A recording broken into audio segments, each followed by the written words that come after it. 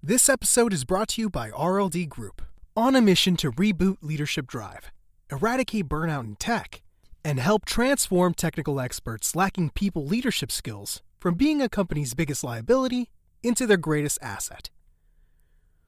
On this episode of CTRL+ALT+DELETE with Lisa Duerre. The idea is so basic. It's just that there's nothing out there that's going to make you happy. It has to be an inside job. To me, there is one universal truth, and that is that who you are is not your thoughts or your emotions, but you create your reality with your thoughts and your emotions. We're always creating our own reality, whether we do it by default or on purpose, and so let's do it with purpose. Leaders in tech are burning out at an absurd rate. CTRL+ALT+DELETE with Lisa Duerre is a no BS conversation with a female executive who spent over 25 years in Silicon Valley. If you're suffering from the always on, never good enough, we'll replace you today machine called the tech space. This show will help you reboot your leadership drive. Here's Lisa.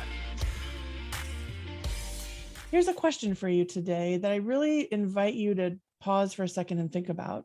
And that is, do you really know it all? Is what's on surface true? Are you making assumptions about things? Where in your life is it possible that looks could be deceiving? For the people on your team who are saying, I'm fine, everything's okay. You think it's true? For your spouse or your family members, how was your day? Oh, it was good. You think that's really true? I want to ask you to lean in today to that thought process, because honestly, our guest today is here to help you, me, and all of us test those assumptions, question what we are seeing to be true, so that we can really live a conscious life, to be fully present at work and in our lives, because that's where the magic is. So Jay Pryor, welcome to Control-Alt-Delete. Thanks. I'm so happy to be here. Thanks for having me. Oh my gosh. You are so welcome that you're here. I'm honored. Oh. And what I think I want to just say right away for the listeners is, wherever you are in that answer to the question, my spidey sense and the coach in me, my life experience is here to tell you there's probably a few things that you think are true that aren't, and that you're making decisions based on things that you believe to be true, and that this is an opportunity for all of us right here, right now with Jay, to test assumptions and to really get curious about ourselves and those that we lead and love. Sound like a good time, Jay? Is that a good place to go today? Oh my gosh. Yeah. That's a great place to go. You just outline my whole work, at least part of it. I love it. Right? Yeah, I want to do the formal intro, but I think first, before we get into all of the credentials, because listen, I wouldn't have you here if you weren't fully credentialed, so we can help our audience. Just as a human being, what resonates with you with that question?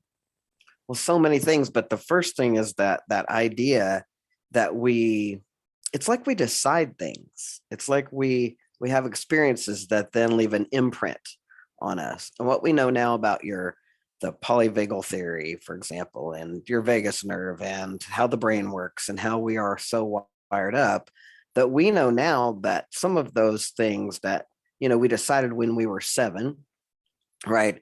And we wired ourselves up a particular way when we were 7. Some people, and I'm one of those, because it's a never-ending process of discovery, of unlearning all these things we taught ourselves, that at 36 or 46 years old, you're still acting out of that decision that a 7-year-old made, because you decided that whatever you decided when you were 7 is the truth, and then you've gathered evidence the rest of your life to support that it's the truth. And the reality is, it's not the truth at all. And it's not it's not the truth of who you are. And for me, more than anything I want people to get is that all that wiring, every thought you have, every way you wired up your personality is not who you are. I want to really presence a reaction to what you're saying, because I think for so many of us, this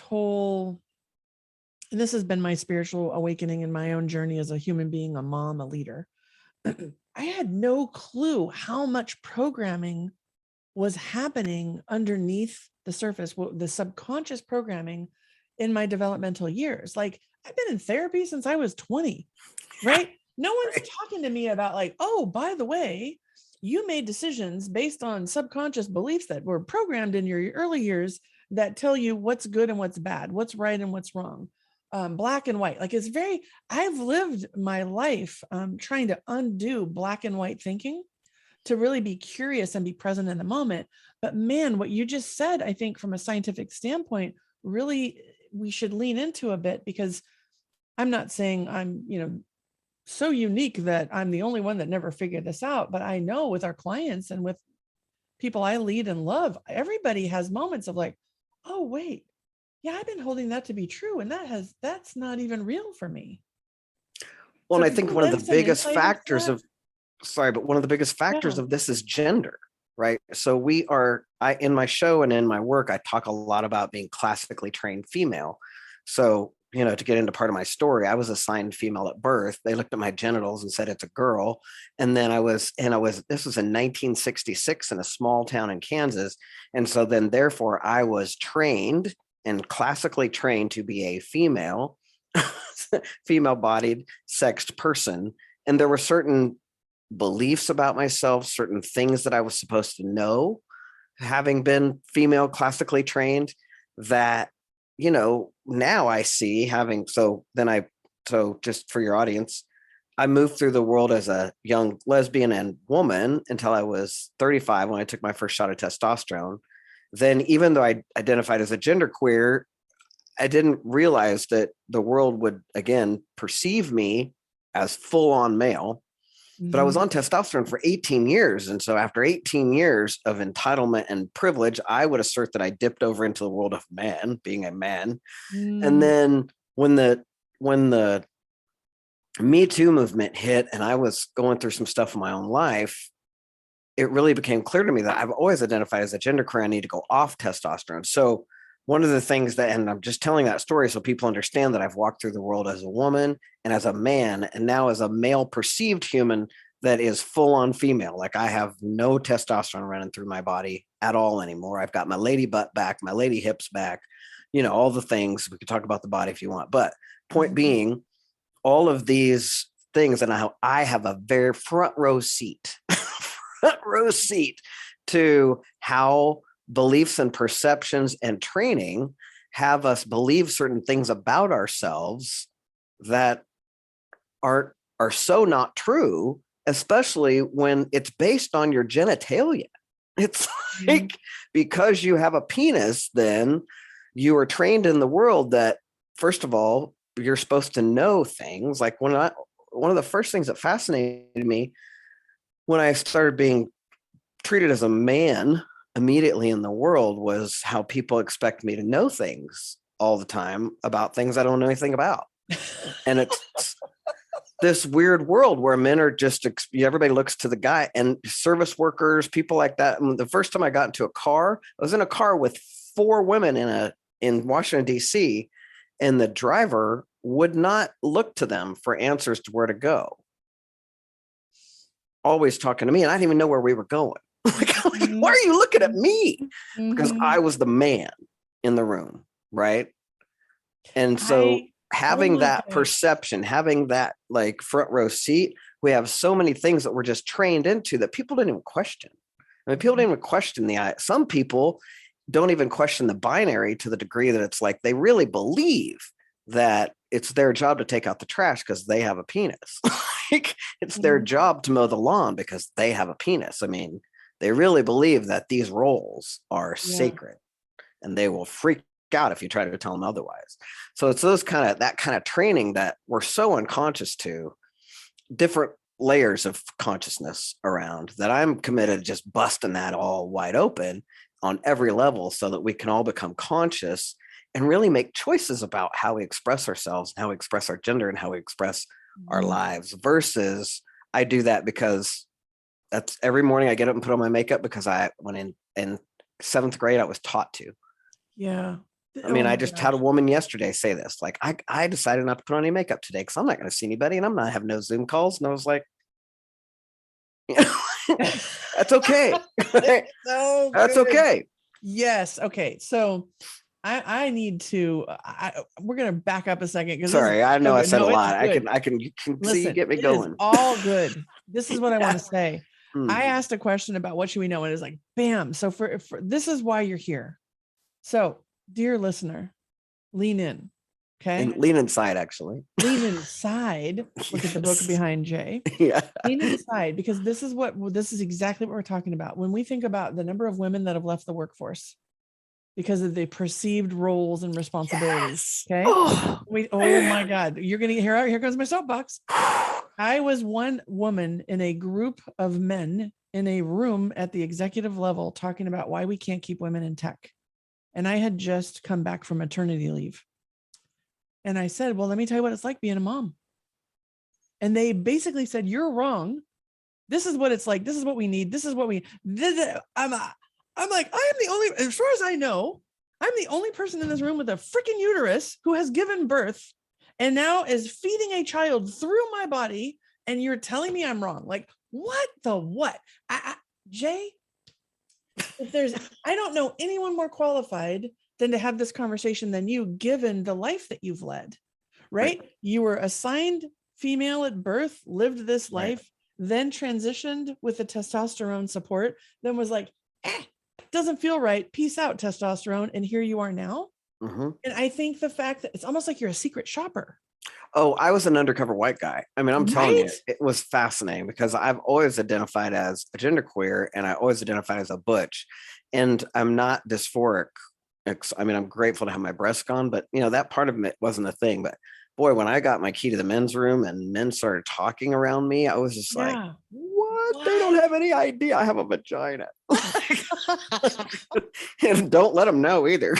No, because that could be scary. You can't be the no, but even if you do, they like if I came out to people all the time because I really had a commitment to be out as an out trans person. So I've been out, and I mean, you'd know me for 5 minutes, I'd be out. Like, I'm not kidding. I got annoying with it because I refuse to let people believe things about me that aren't true. Right. And there's so much that assumption that if you're male bodied, people assume that you're inept, that you can't you can't take care of kids. You don't know how to serve people. Like people jump up to serve you. I mean, it's just gross. Some of the stuff that people believe. So I'm always like, oh no, I'm trans. I wore a pink taffeta dress to my prom and I know how to whip up a casserole made of Campbell's cream of mushroom soup in about 5 seconds. So you don't need to worry about treating me like I'm a dude and that I don't know what you're talking about.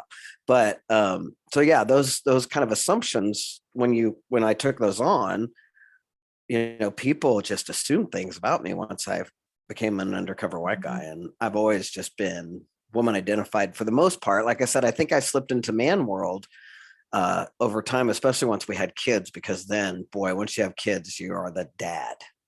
Right. Like once you have kids, then you're the dad.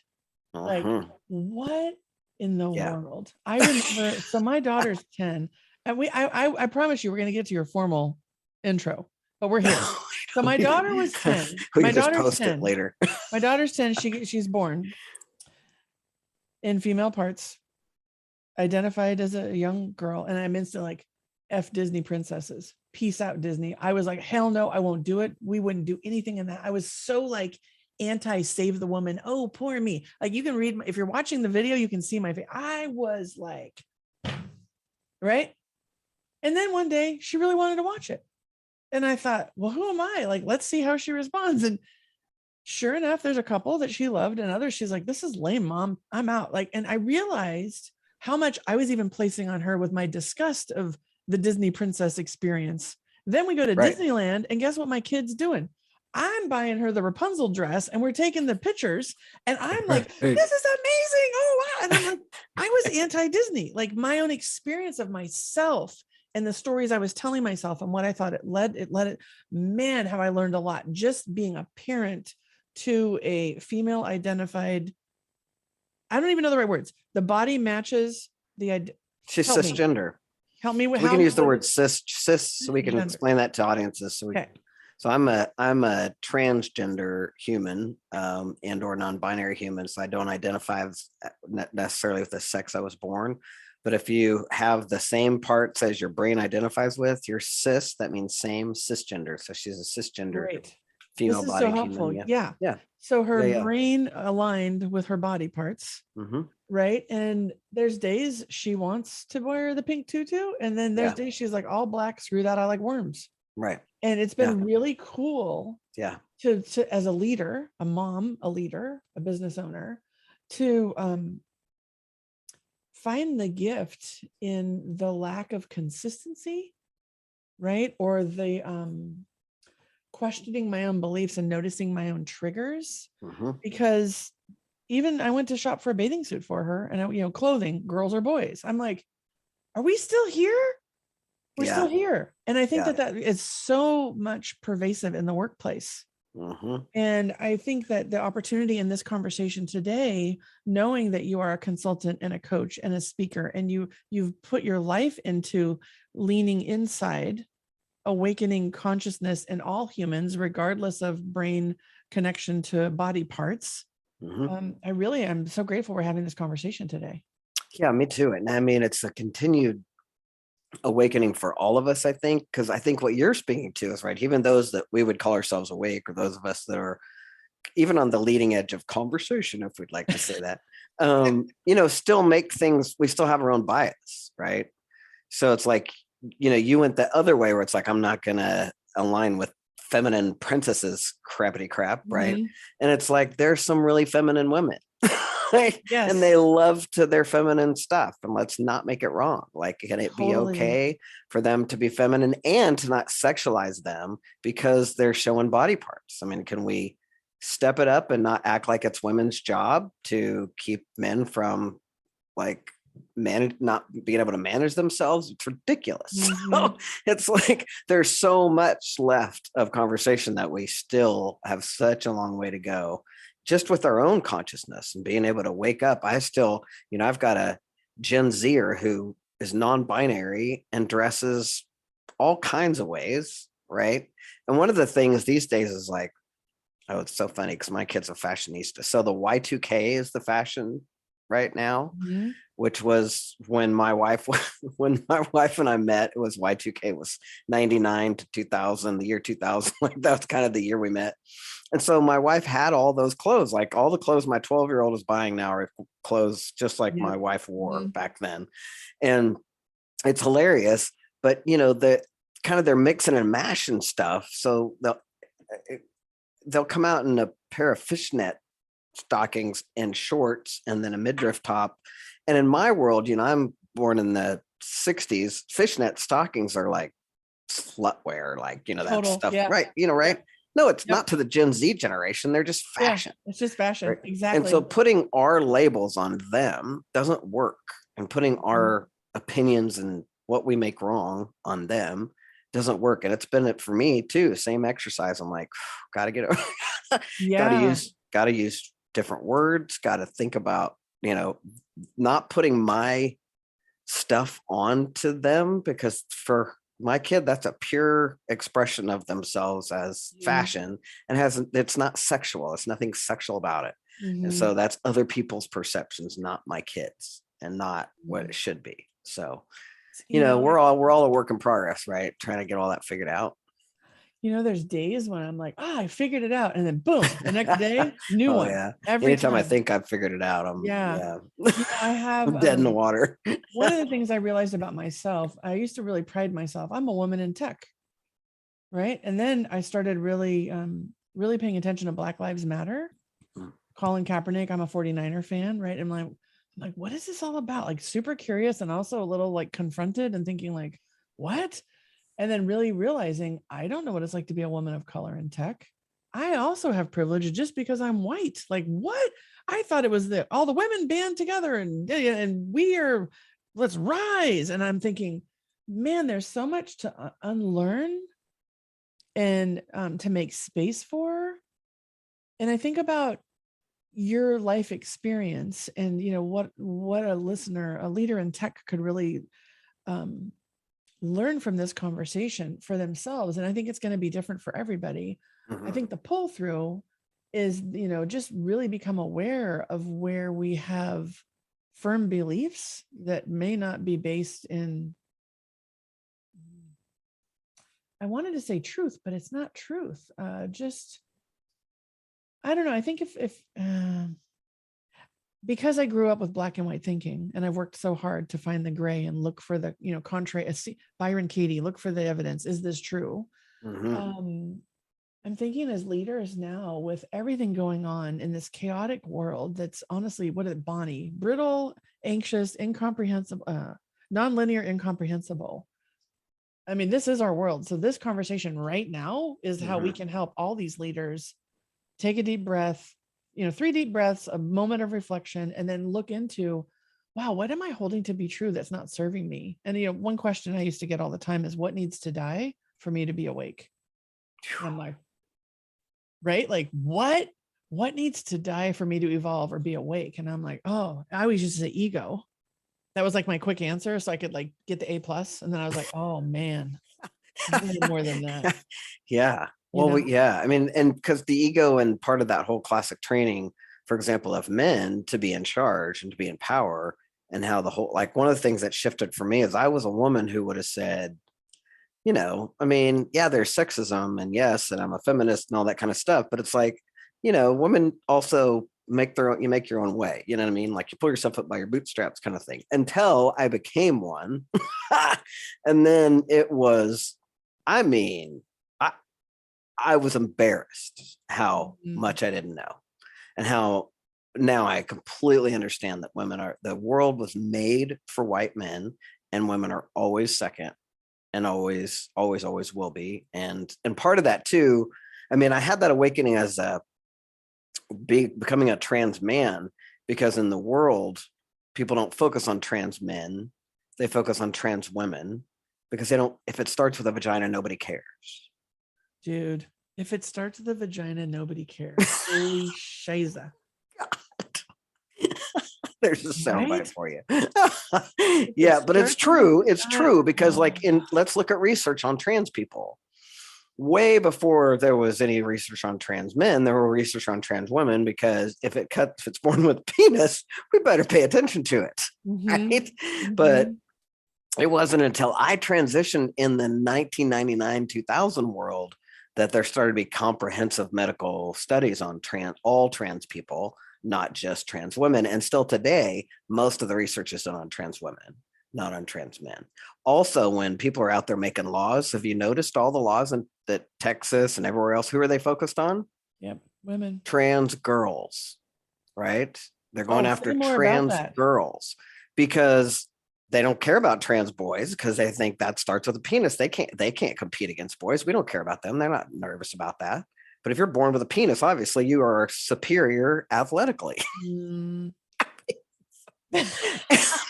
So dumb, because they don't understand that the bodies are exactly the same until testosterone comes in, and these young girls are blocking their testosterone, so they are not any stronger. They're exactly the same. And if I was a 6-year-old girl, I could beat up every 6-year-old boy.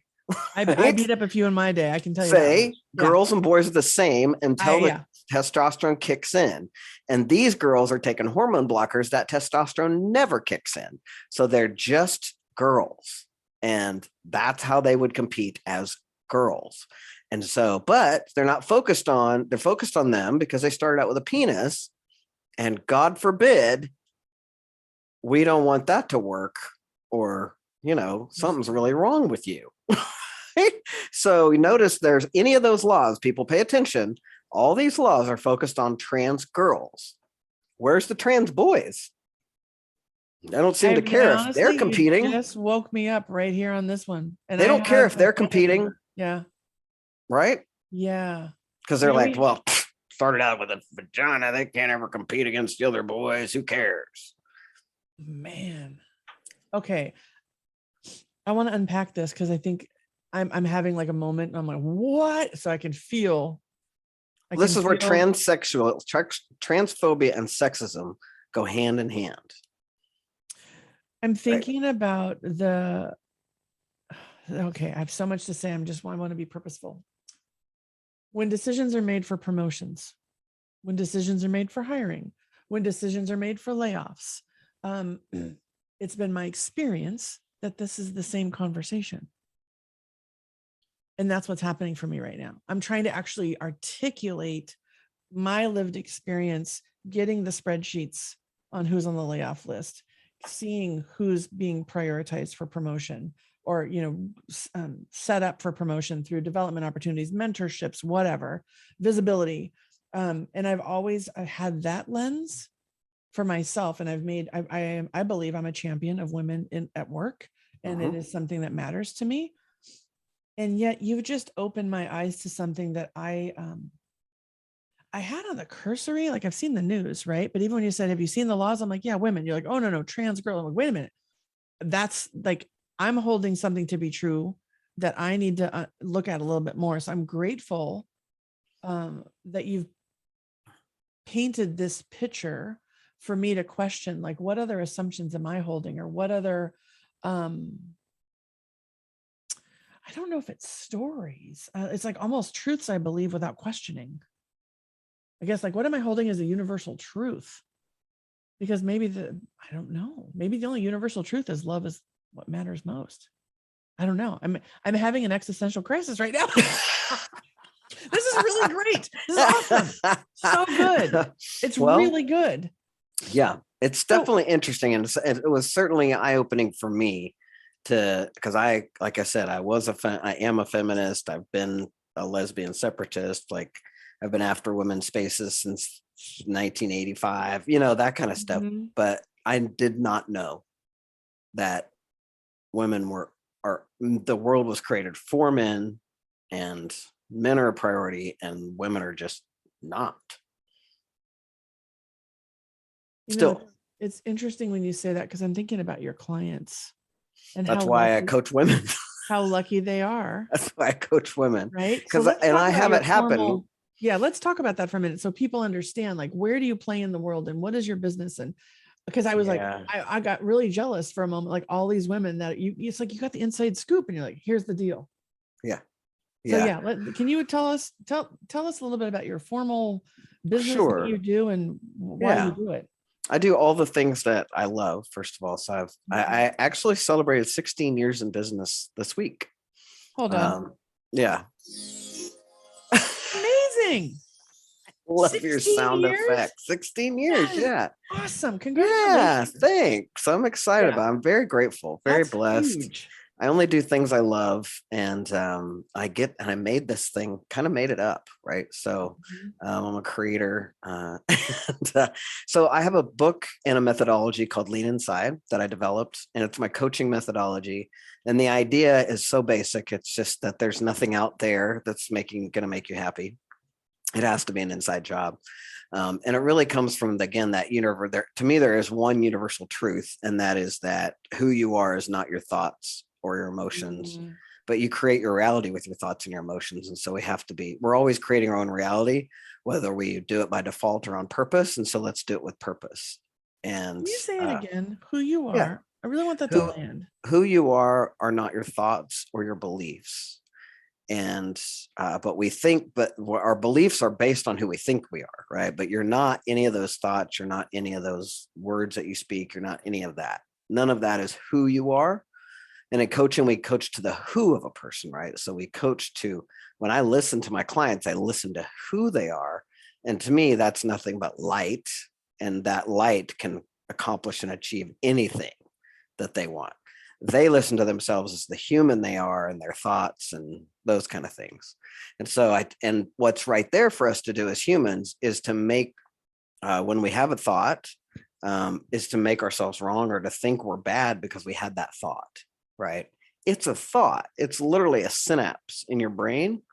And so to make yourselves wrong or to think you're bad for having a particular thought is kind of like making a toaster wrong for making toast. It just does that, right? The brain just does that. It's what it's supposed to do. And it's always based on your past. You can't see anything but your past. So it's always playing out either scenarios from the past or the future, one or the other. Most people are not right here, right now. And in this moment, right here, right now, when you're listening to this podcast, all is well. In this moment, right here, right now, all is well. Most of the time, for most humans who have your basic hierarchy of needs met, right? In this moment, they are safe. And in this moment, all is well. And what's happening what's going on that they worry about, fret about, is all happening in their minds. But it seems like it's real. Right? Yeah. And so it's a real muscle to flex to start being able to say to yourself, oh, I'm just thinking about, I'm, practicing a thought that's out there in the future. Because we practice our thoughts. Humans think the same things over and over and over again that are based on our past. Okay. So that's part of my coaching program, right? So that's my Lean Inside work. It's my book, an audio book. You can find all that stuff at my website. And then I also have a show that I did in 2018 and a podcast based on the show. And it's called The Gender Reveal Party, and it's the real reveal. And there's no genitals exposed. No genitals. Yes, but are you starting revealed, fires with guns that confetti, these weirdo gender reveal parties where they are revealing the genitals of an unborn baby to you? I think that's pretty weird, personally. And I really want people to get more than anything that genitals and gender are not the same thing. And it's so important. This message is so important for me because when the trolls, because believe me, I get them. When the people come at me, what they come at me with is there's only two sexes, there's only two people, men or women. And they're talking about sex. And the truth is that 1.7% of the population is born intersexed. And that means that they have over 30 different variations of either expression of genitalia or chromosomes. And a lot of people don't even know they're born intersex, right? They just don't have any idea because it could be a chromosomal thing. They don't have any clue. But the truth is 1.7% of the population is born intersex. And so to say that there's only, males and females, that's not true. Like, it's just not true. So are we going to tell those 1.7% of the population is born intersex that somehow they, A, don't exist, number one, but B, aren't worthy of the same kind of love and attention that the rest of our babies that are born pink or blue are? So it's so important to me because intersex babies and intersex humans have been persecuted for so long. It's literally by the measure of a ruler as to how they will have surgeries on them. And those surgeries, most of the time, are not accurate. So people are waking up later, discovering things about themselves that, they've had surgery. Some have had their genitals mutilated. Like, it's just such an important message. It's also an important message because, again, people actually think that based on their genitals, they have a role in the world. Mm-hmm. That is crazy business. Like, that is so insane if you think about it. Like, based on your genitals, you have certain roles in the world. Mm-hmm. That's insanity. But we've been living it forever. Exactly. It's insanity that's been lived so long, it feels completely real. People think it's like the truth. The thing they get mad at me. Ooh. Well, I'm even thinking of the listener right now. They're either like, what the F is this all about? Like, where is this coming from? Or, oh my God, right? Like, and wherever you are in that reaction, it's okay. It's okay. Right. Stay with this conversation, because here's what I know. If you can do it without being mean to me, I appreciate it. Yeah, let's not be mean to Jay. Hold on. That's all good. And at the same time, I think just simply noticing, maybe right now it's a good opportunity. Grab a piece of paper and just write down what thoughts you're having, what feelings you're having. Where are you feeling it in your body right now? Right? Yeah. Are you wanting to prove this conversation wrong? Are you like, holy crap, I had no idea. Like, where are you in the spectrum of this conversation? Because this is not something that's talked about at work typically. And yet I know in my own experience, there have been people that have transitioned at work, and the biggest conversation was about a bathroom. Right. All the time. I have someone in my life. It is a big conversation. It's a big conversation. Big conversation. Especially coming from HR about accommodations and how do we do it and how do people feel okay and what all the memos that we've written in, like, to like make it okay for a bathroom. Like, it's wild.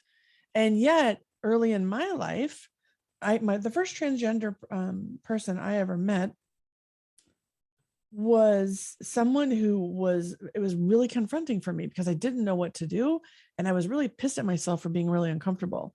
And I was curious, but scared as all hell. And it was really hard.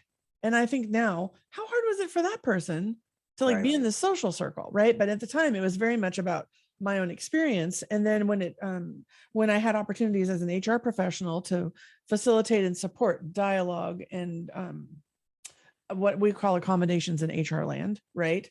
That opened me up a lot more. And then I actually had a family member who transitioned. And then I was like, when I went for them to get their gender changed on their driver's license, I'm like, I thought it was a pain in the ass to get married and change my name, which I also believe is designed wonky. Right.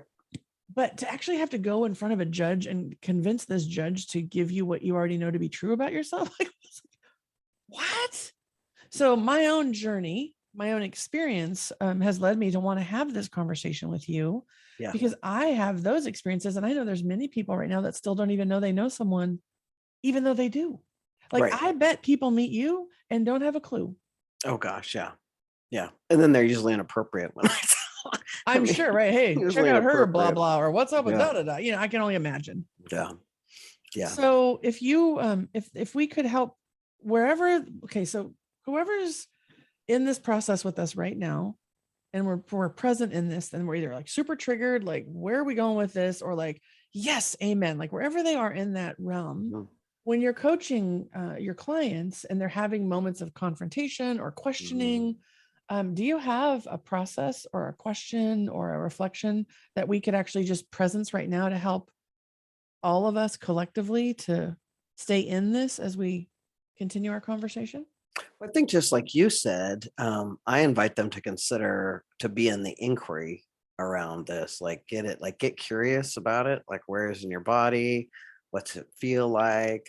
What's open, and most importantly, and I think you probably have the same conversation with your clients, we really focus on the fact that everything is energy. And so what we resist persists, like what we push against comes at us stronger. And we learn to start to allow and give up the resistance, which is kind of it's not an easy conversation to have with people right away. They have to kind of learn, if they've not ever come from that perspective. It's something we start to learn as we become more and more conscious that part of my goal in life is to give up resisting everything.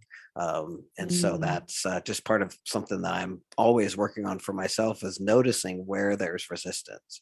And so if if you just notice, if you could notice where you're resisting, and then give up making it wrong, or that it's bad or wrong, like just be okay with it, not be judgmental about whatever it is. I think that's the most important piece, because then you can move. The minute you're like, you can't move. Every time I judge something as good or bad, I'm always giving myself stuckness. Right. So we come from what's working, what's not working. Yeah. It's the formula of stuck. Make it right or wrong. Right. Exactly. Judge it, make it right or wrong, judge yourself. The other thing that I think is important to say is that not everybody's, rarely is there somebody who has this figured out. So you want to really give yourself a lot of grace around this conversation. I give people a lot of grace around this conversation. The other thing that I think is important to just presence for people is that being a trans person, people are really okay with, not everybody's okay, but a lot of people are okay with us going from male to female, or from female to male. But boy, when you're in the middle, that's when people get really freaked out. Right. And so I would invite people to really look at what's there for them around the middle. Like, if things have to be defined as male or defined as female, we're back in that same binary conversation that we've always been in. Even though we've got people transitioning, they're moving from one to the other. And my experience is that I get a lot less discrimination based on that. But when I start talk about being people in the binary, or having people talking to people who have a lived experience that they're in the binary and people can't figure out what they are, that's when the violence happens. That's when people are really, really up in arms about it. It's like, it's okay if you're a trans woman as long as you look okay and pass. And then it's a different conversation, right? As long as we don't threaten anybody. And so it's those kind of things, like what's uncomfortable about being with someone who doesn't stereotypically look feminine. I've never talked about this, but you've brought something up for me. I think I should, I hope this is helpful for anyone listening. My entire career, I hid my boobs. I listen, I've been told they're pretty awesome. but I've hid them. Can you see them right now? Look at even my screen, right? Nope. Because I never wanted to deal with that. I just thought if they can go away and I can be as tall, because I'm tall, I can be as tall as my male counterparts, that the chance for me to be taken seriously and listened to and valued increases.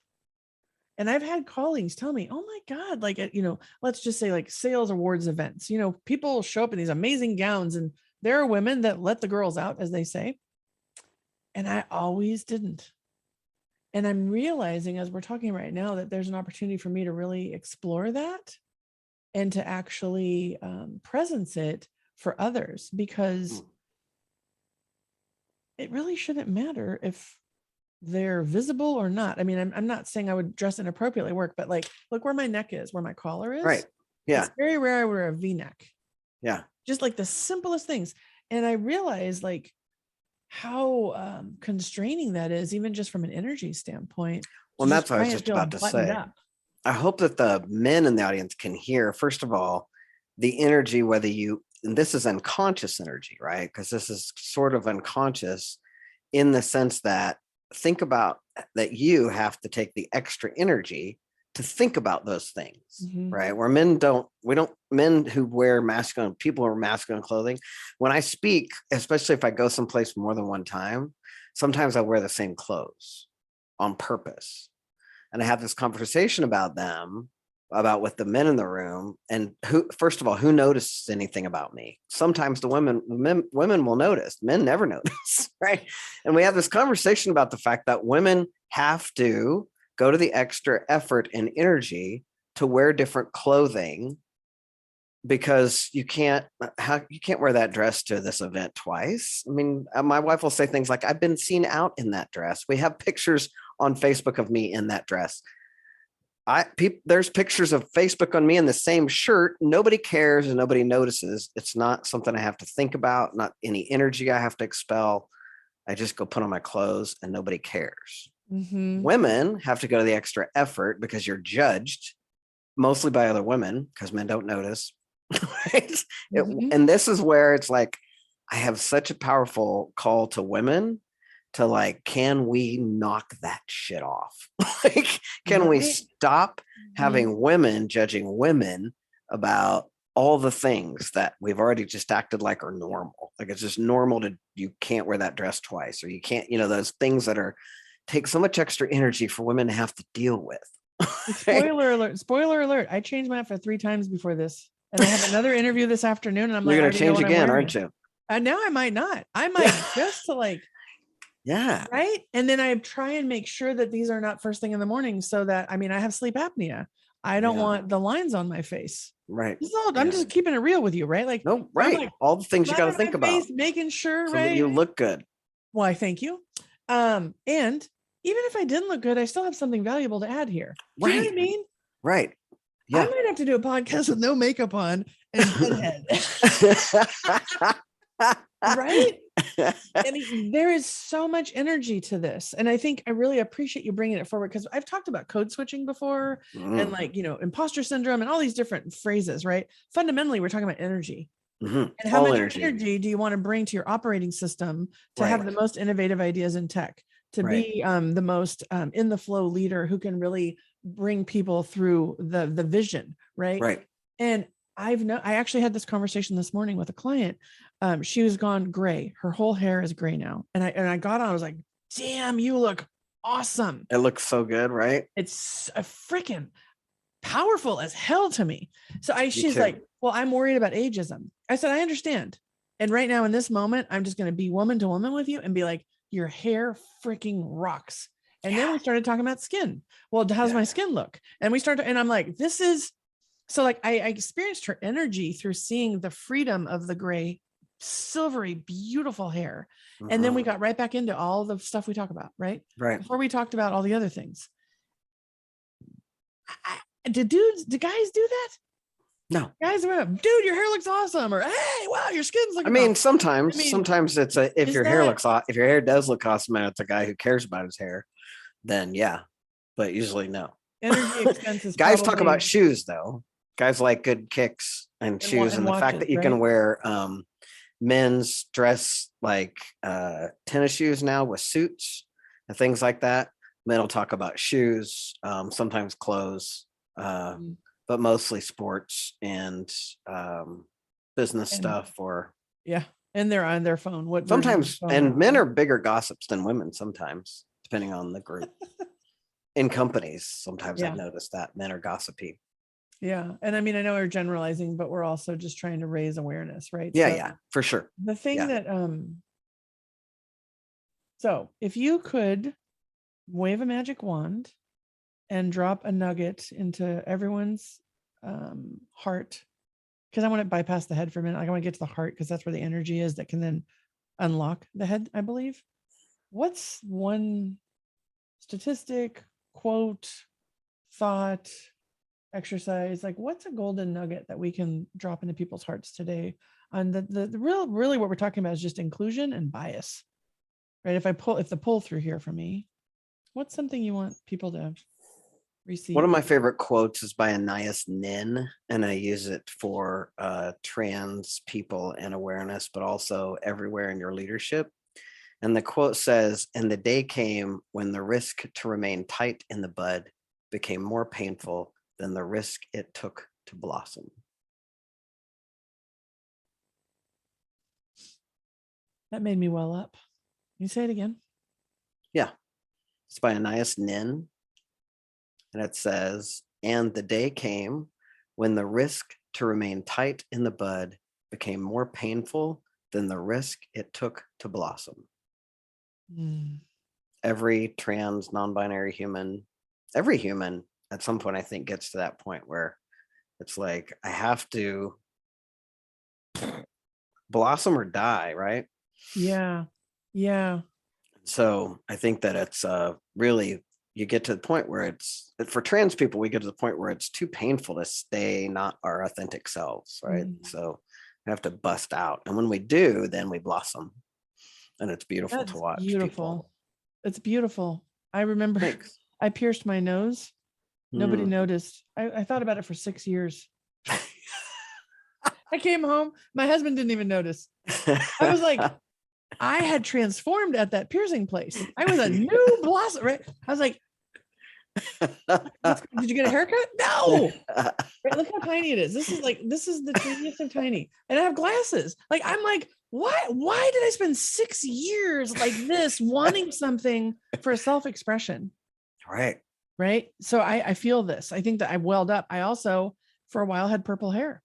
Yeah. I used to say purple hair don't care. It was freaking awesome. I mean, people were like, your hair is amazing. And I'm like, why did I not express myself with hair color for over 40 plus years? That constraint. And I mean, that's just like, these are two simple examples that I can share through my own lens about what it meant to blossom. Yeah. Oh, to feel that alive. And the energy of just like to feel beautiful and like yourself. Well, how much energy it takes to not. That's the thing. It's like, it takes so much energy to do to dial in all the things, and how much of that is really you, and how much of that is your training or what people think you should do, or all of that. Yeah. So, and I think my experience is that people, once they start questioning that and becoming the inquiry and get curious about that, is that there's a lot of things in their lives that they could just let go of and have a lot of freedom around, and have a lot more energy in life. Yeah. I think there's a double dog dare here. What's one we do on our podcast? We give people a double dog dare. All right. What I'm hearing you say, the double dog dare is like, where are you so constrained and what can you let go of? Yeah, especially around your gender. Yeah. Yeah. That's really cool. Okay. So let me ask you this. Yeah. Our playlist needs a song from you, because we know music can unlock heads and hearts. We know music can transmute energy. We know music really allows a moment of pause. So is there a song that you're like, that's my go-to song, and I want to add it to this conversation? I have a lot of go-to songs, I will tell you that. Okay. So, music is a big thing for me. Yeah, me too. But one of my favorite, and I also try to like upgrade it though, because I like to stay relevant if I can. Yeah, I feel you. I can't keep breaking out Eagles songs. People are going, okay, Duerre. Yeah. Can you get? Yeah, I feel you. Yeah. But now I'm like freaking, oh, no, I just got it. Because I was like, now I'm freaking out because I can't remember who does it. There's a really great song called Sunday Best by Surfaces.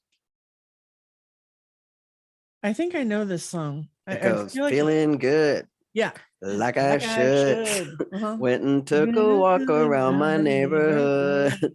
Feeling Feeling blessed, never stressed. right? Got that sunshine on my Sunday best. Yeah, it's a good song. Why? Tell me why. Now that they're our listeners are Because listening it's to the feeling good Pryor like I version. should. Like one of the things that's important is to feel good, right? Mhm. And so human beings spend a lot of time not feeling good. Yeah. and not and knowing what makes them could make them feel good and not doing it. Mhm. But in my work, I have you've seen my happiness and productivity workout, but the next sheet that I use with my clients is I'm called a gonna hold it up happiness real quick. formula. Happiness Yeah, and productivity workout. find Done that on it. my Yep. website. But the next one I work with my clients is called a happiness formula. And when I speak, or train, I say to people by the time we get to this point, is you are grown ass people, and you know the things that make you happy. You do. You're grown people. You know the things that make you feel good, make you feel good Mhm. about yourself, the things that make you happy, and you do not do them. Mm. And so with my clients, I keep them every time we talk. I'm like, how much are you on your formula? And are you tracking the things that are going to make you happy? I have to do it myself. I track my meditation. I track how much sugar I eat. I track, how many times I work out. And I mean, things like that, because I know if I'm dialing those things in, I can stay centered and do my best work. But I also know if I don't dial those things in, Mhm. then my operating system will kick in and I won't be on point. So, I think this is such a great pull through. I mean, we've talked about bias, inclusion, body parts, discrimination. We talked about boobs and penises. This we've is the talked about first. all of it. It's awesome. And you know what you just said, I think is a really great reminder for everything we've said, which is like, you have one life that we know of. This is it. Yeah, this is And it. be happy. So if you're all about work and productivity and work, No, that's cool if that's what you want. But I have a sneaking suspicion, there's a lot more to you that you haven't even let out or experienced. If I can pierce my nose and no one noticed, there might be something you could do too. right. Right. And I want to plug this if I might. So I went on Jay's website and I took this, and it's an easy download, super helpful. I actually shared my scores with Jay and we giggled at a couple. Right. And so like for me, what I'm working on right now is prioritizing time for myself. And that's, to have energy and vitality, right? That's literally a lifelong goal for me that I constantly forget and remember, Right. especially as a Right. business owner and a mom. Yeah, you got to flex your muscle and have Gotta flex accountability it. around it all the Yeah. time. So And if for me, I people- have a kid with Mhm. special needs, for example. So I have to dial in I have to do that work because I cannot. I cannot be off my happiness formula and be great with my kid at the same time. Man. I can't. Yeah, it does. It's impossible. It takes extra energy and I don't have it if I'm Mhm. not dialing in the good stuff. Yeah. If you've got all your programs running in the background, sucking the life out of you and no joy coming in, Yep. you need a reboot, people. That's Control right. delete. You heard it here first. Jay can tell you how to reboot. Nice. All right. Let me ask you this. People are going to want to find you. Yeah. Because they're going to want to see this productivity, happiness and productivity workout. They're going to want to watch the videos I've watched. So are you a LinkedIn kind of person? Or are you a website? I'm on LinkedIn. Person? Where Yeah, absolutely. I'm everywhere at J Pryor. jpryorconsulting.com is my website. Okay. Also the genderrevealparty.com that's where you can find the podcast and all the things. I'm on YouTube at J Pryor Consulting. I have a YouTube channel. The YouTube channel actually has recently it's got more of the Gender Reveal Party podcast on it, but it also has 2 years. For 2 years, I did a video every Friday of lean inside personal development stuff, and they're all 3 to 5 minutes, so you can just spend days. The micro learning is here, people. Go to the yeah. YouTube. Yeah. Okay. Yeah, we'll I try to do really sure. just down and dirty 3 to 5 minutes on any topic that I chose every Friday, kind of thing. So That's awesome. There's things on don't worry and operating systems and all kinds of things like that. So YouTube channel, my website. I'm everywhere I'm on Instagram and Twitter and Facebook. I think Yep. Twitter is Pryor-J_J. And the gender We'll reveal put it in the party. show notes so people can find it easy. Because I mean, Yeah. the thing about Twitter that I love is that's one of my favorite places. LinkedIn is where I live, but Twitter is my second favorite. I just really want to presence my appreciation for this conversation. And I think that when I get a referral, like I did on you, so I had never met you until now. I did my Right. homework, right? We had the conversation very briefly before we went live, but you are exactly the same as you are live. And when I watch, the produced things that you put out there, and I really want to presence my appreciation for how you show up in the world. Oh, thank you. That you put who you are in every way. It's very inspiring. Thank you. And I think whoever's listening has been given such a gift to just pause and to simply notice and then choose whatever their right next step is with this topic. And to really understand that, I mean, you made it really clear that we're all in this together and nobody's perfect and it's going to be messy. Yeah. And that's okay. Yeah. Yeah. I'm really grateful. And we don't for all have it everything. figured out. Like we have so far to go before we're not swimming in this, because there's so much we're swimming in that Mhm. humans just don't see it. Yeah, I think we're so in it, it's hard to see. And the thing that I would like to leave the listener with is next time you feel like something is 100% absolutely true, the opportunity to just ask yourself, really? Because why? What's really driving this thought you're having? And I love this lens we're placing on it from a gender standpoint, because I think that question is true on all fronts. And Jay, you just inspire the hell out of me. And I'm really grateful for our time today. Thank you. Thank Yeah. you for having me. I Yeah. really appreciate you. Thank you. Mhm. All right, everybody, reboot that operating system, change your thoughts, change your world, and know that you're loved. You really are loved, and we're all on this journey together. I wish you all a great day and see you next time on Control-Alt-Delete. Thanks so much for listening to this episode of Control-Alt-Delete with Lisa Duerre. Head on over to wherever you find your other favorite podcasts and subscribe to Control-Alt-Delete with Lisa Duerre. Leave a review with some of that 5-star love. And let's keep it real. There's a reason why you're listening to this. If you don't get the support you need and start making changes in your life and work as a leader in tech, you can expect regret and burnout in the near future. Lisa and the team at RLD Group have been in your shoes, sat in those meetings, and experienced everything you can imagine as a leader in tech. They can help you get kick-ass results at work without burning out, so you can be present for the moments that matter to you and your loved ones. Take your first step by visiting rldgroupllc.com. RLD Group helps develop technical experts lacking people leadership skills, from being a company's biggest liability into their greatest asset. Find out more at rldgroupllc.com. Thanks again for listening. Catch you next time on Control-Alt-Delete with Lisa Duerre, powered by RLD Group, as we help you reboot your leadership drive.